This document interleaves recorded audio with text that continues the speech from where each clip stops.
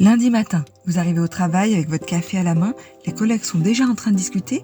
Alors, tu pars où cet été? Nous, ce sera la Bretagne. Et nous, 15 jours en Italie. On a trouvé une petite maison au bord de la mer.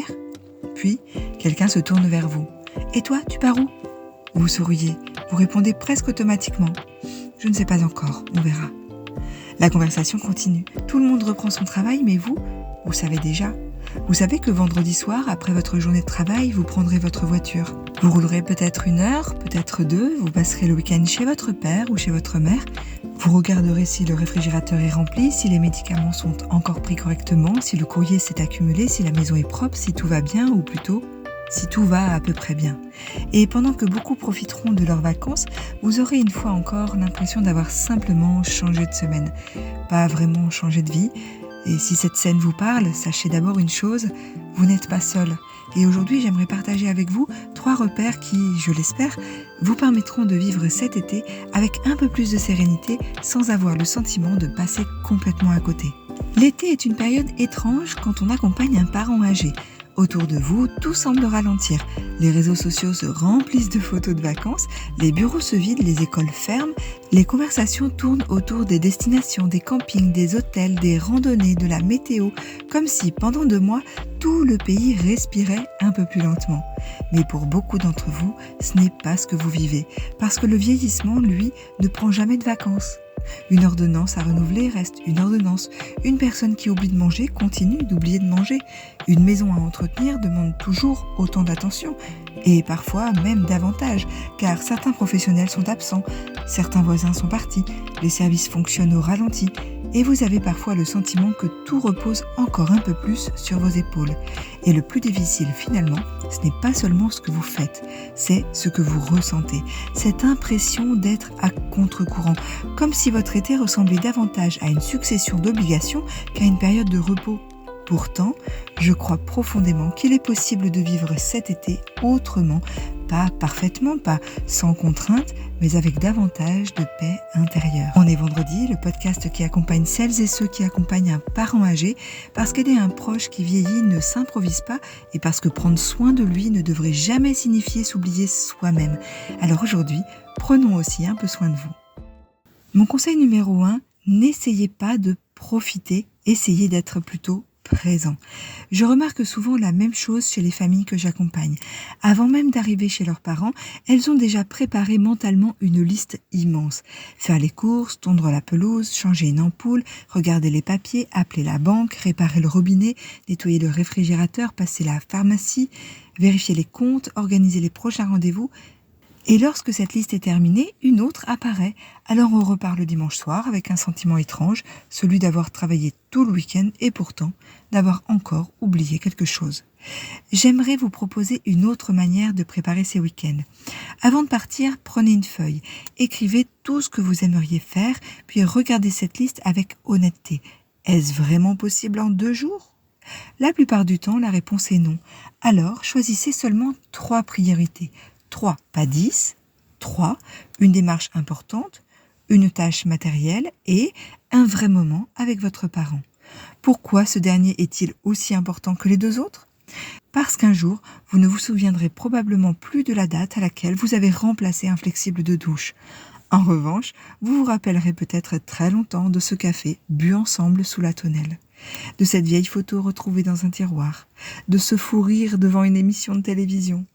Le vieillissement est souvent rempli de petites pertes. Ne laissons pas disparaître aussi les petits moments de vie. Lorsque vous limitez volontairement ce que vous voulez accomplir, vous ne faites pas moins pour votre parent âgé. Vous faites mieux parce que vous redevenez disponible. Disponible pour voir, disponible pour écouter, disponible pour être simplement là. Et parfois, c'est exactement ce dont il avait besoin. Mon conseil numéro 2, il est côté relation. Derrière votre présence, il y a souvent une culpabilité silencieuse. Il existe une phrase que j'entends très souvent, peut-être que vous l'avez déjà prononcée vous aussi. Je partirai en vacances quand tout sera réglé. Mais si vous accompagnez un parent âgé depuis plusieurs années, vous savez déjà que ce moment n'arrivera probablement jamais. Parce qu'il y aura toujours autre chose à faire, toujours un rendez-vous, toujours une inquiétude, toujours une nouvelle démarche, toujours une petite alerte. Alors sans même vous en rendre compte, vous repoussez votre droit à souffler. Vous culpabilisez lorsque vous prenez une journée pour vous. Vous regardez votre téléphone toutes les 10 minutes, vous sursautez dès qu'il sonne, vous n'êtes jamais complètement présent là où vous êtes et finalement, vous ne profitez ni de votre temps, ni de votre parent, ni de votre temps avec votre famille. Et cette culpabilité, elle est profondément humaine. Elle naît souvent de l'amour, mais elle devient dangereuse lorsqu'elle vous empêche de vivre. Et j'aimerais que vous vous posiez une question. Si votre père ou votre mère vous voyait vous épuiser au point de ne plus sourire, est-ce vraiment ce qu'ils souhaiteraient pour vous ? Très souvent, la réponse est non. Nos parents ne nous ont pas élevés pour que nous nous consumions à petit feu. Ils nous ont élevés pour vivre, continuer à vivre, même lorsque leur propre autonomie diminue.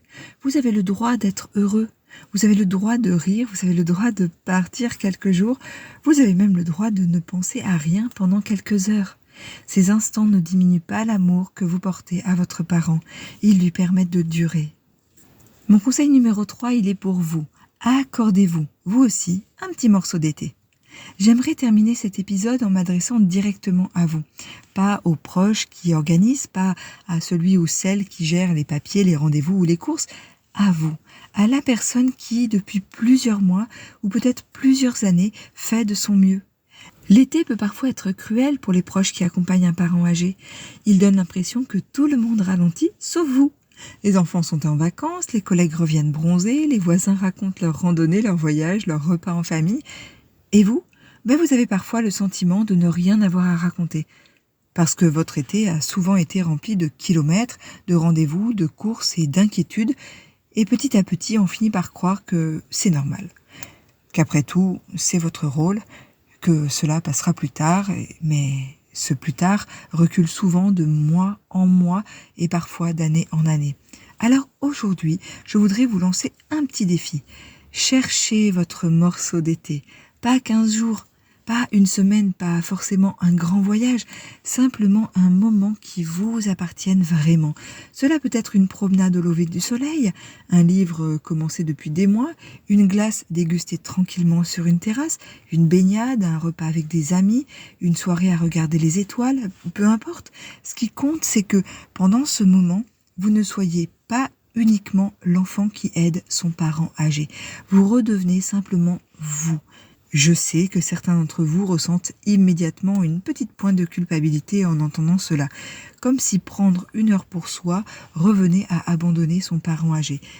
Pourtant, réfléchissez à cette image. Si vous videz chaque jour un verre sans jamais le remplir de nouveau, il finira par être vide. Vous êtes exactement comme ce verre. Vous donnez beaucoup, souvent avec générosité, souvent avec amour, mais pour continuer à donner, il faut aussi accepter de se remplir un peu. Prendre soin de vous n'est pas une récompense que vous méritez uniquement lorsque tout sera enfin réglé. Parce que, soyons honnêtes, tout ne sera probablement jamais complètement réglé. Prendre soin de vous fait partie de l'accompagnement. Et c'est même une condition pour qu'il puisse durer dans le temps. Alors cet été, ne cherchez pas seulement à aider votre parent âgé à passer un bel été, essayez aussi de vivre, vous, quelques beaux moments. Vous y avez pleinement droit. Donc si vous devez retenir une seule idée de cet épisode, ce serait celle-ci.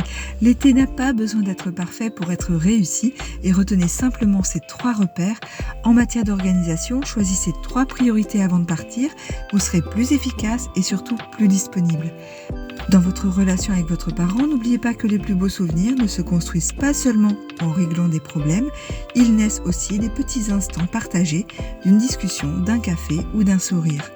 Et pour vous, autorisez-vous à vivre quelques vrais moments d'été.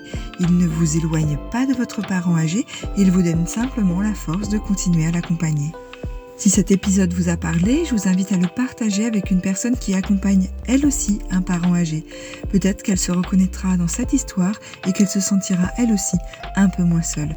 Et si vous souhaitez aller plus loin, je vous propose de recevoir gratuitement les ressources de Famille Sage, des conseils concrets, des outils pratiques et des repères pour accompagner votre parent âgé avec davantage de sérénité tout en prenant soin de vous. Vous retrouverez tous les liens dans la description de cet épisode. Et si ce podcast vous aide chaque semaine, pensez également à vous y abonner, c'est le meilleur moyen de ne manquer aucun épisode et c'est aussi un vrai soutien pour faire connaître On est vendredi à d'autres familles.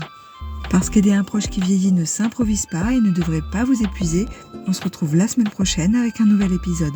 Cultivez votre bien-être pour prendre bien soin d'eux. Famille sage, à nos familles.